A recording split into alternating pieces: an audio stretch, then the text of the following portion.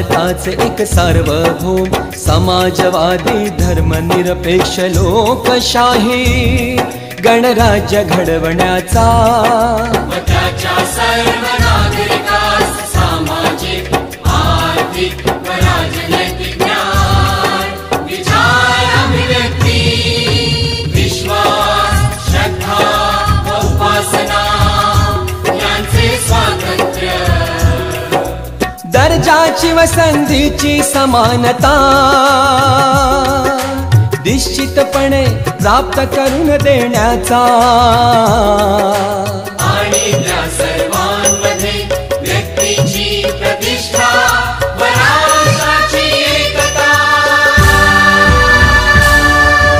आणि एकात्मता